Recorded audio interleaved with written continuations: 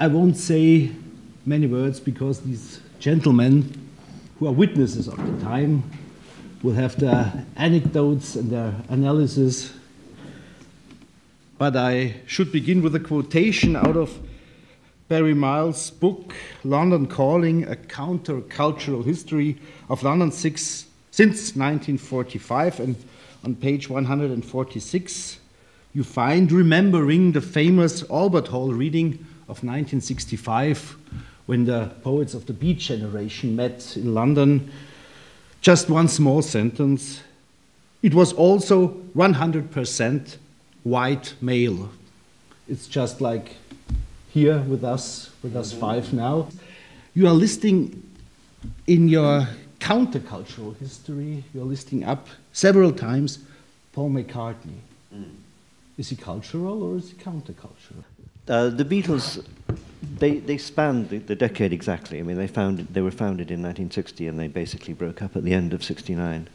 And they managed to be both the most commercial band on earth and in many ways the most avant-garde, in as much as they presided over the change from rock and roll being simply pop music, part of the entertainment business, part of variety, part of the early Beatles concerts would feature people, dog acts and comedians and jugglers and things like this.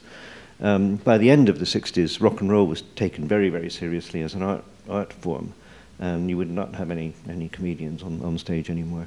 So they were really the ones who pushed it forward, who took it from just being entertainment and part of vaudeville into an art form, which is just quite something. They introduced sitars, they introduced all kinds of recording techniques which were previously unknown. What would you say is the difference between the mainstream and these marginal phenomena?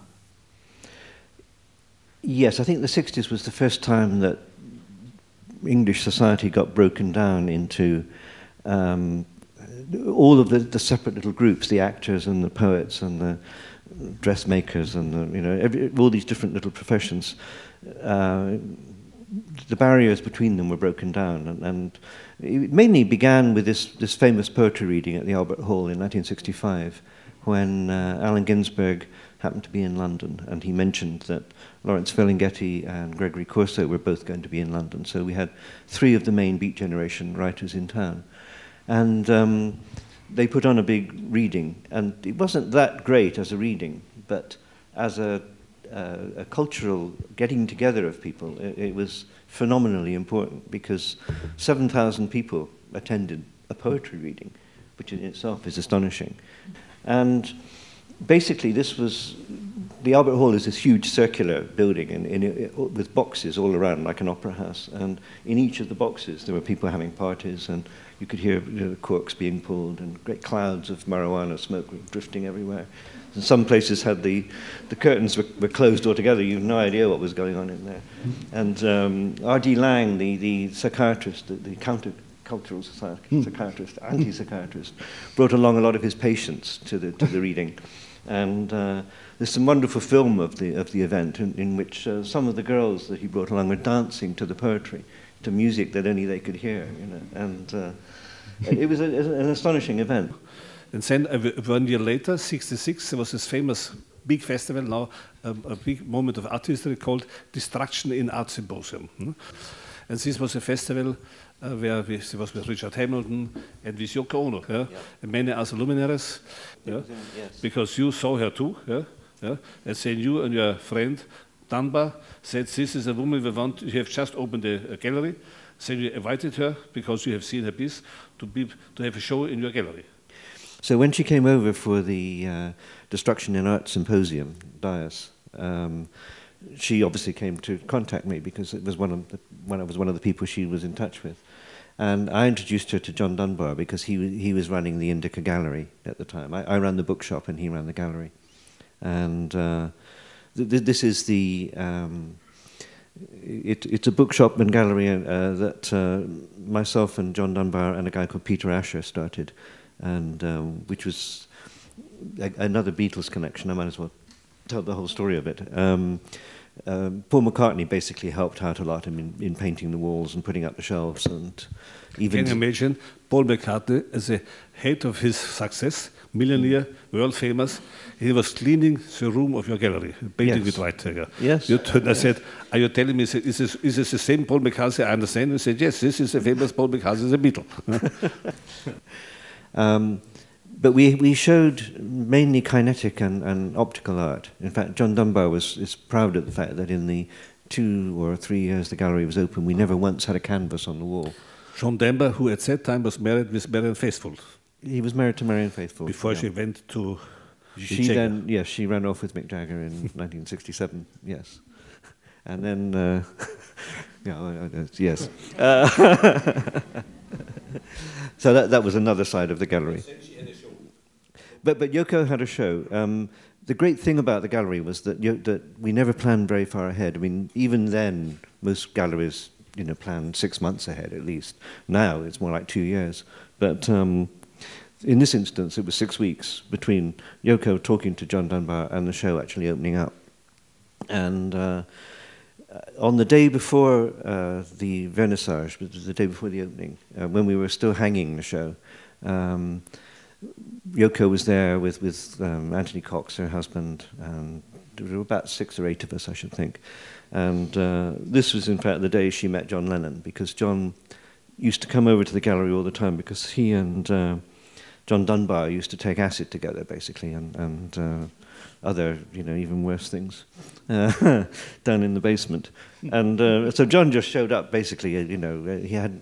Later on, the received story is that he'd been invited and everything, but that's not true. He just dropped by actually, and Yoko, in fact, in an early interview, claimed that she didn't know who he was at the time, but she certainly did, and got on very well with him. They walked around, and in the end, they were hand in hand. And she tried to get into the car and go away with him, and with her husband saying, "Go on, go on," but.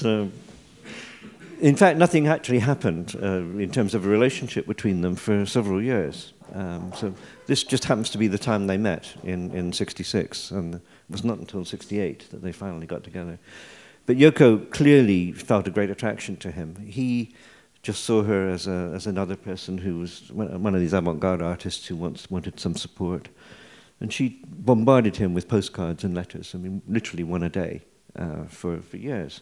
And eventually Cynthia went off on holiday, and Yoko moved in. This is basically how it happened. But her show was good. I mean, I think actually it was probably the worst move she ever made in terms of her career, because she just became, John Lennon's wife, basically, and a much hated and vilified part of the John and Yoko Roadshow. Whereas, in fact, I think she's a very, very good artist, and it's only in the last 10 years that she started to get a reputation again. Barry, there's this famous conspiracy theory that she was the reason of the split of the Beatles. Would you agree to this, or is this just mythology? No, I mean, if it wasn't her, it would have been somebody else. I mean, Lennon was in a very bad state when he got together with her. Not when he met her, when he got together with her in 68. He was taking enormous amounts of LSD, and a lot of his friends were concerned about him, well, the other Beatles particularly. I mean, and the day before they got together, in fact, there'd been a meeting at Apple Records, in which he'd convened the meeting, and the meeting was called for him to tell them that he was really Jesus Christ. And they all said, "Well, right you are, John. Any other business? I've got lunch date, So, so that was the kind of state he was in. He was just out there. And he got together with Yoko. And Yoko at the time had been hanging around with Robert Fraser, the art dealer, and Robert got her onto junk, basically onto heroin, and she got Lennon onto heroin. And you can get off of heroin, but if you burn your brains out with acid, you can't. And he was heading towards... She was taking it, yeah. And but she got him onto it enough so that he stopped taking LSD. And at that time, people would take, when people took acid in the 60s, it was enormous doses compared to now. I mean, it would be 300 or 400 micrograms, whereas now it's more likely to be about 70 or 80. But they were not so long addicted to heroin, I think. No, they weren't very addicted for very long. I mean, but the thing is, he didn't turn into a Sid Barrett or a Peter Green or anything. He, was able to get through that phase. It was typical of Lennon. I mean, he read Tim Leary's book, which said, you've got to, destroy your ego. And he did a bloody good job of it. He absolutely destroyed it. It was just typical Lennon, really. And then he had to sort of put it all back together again.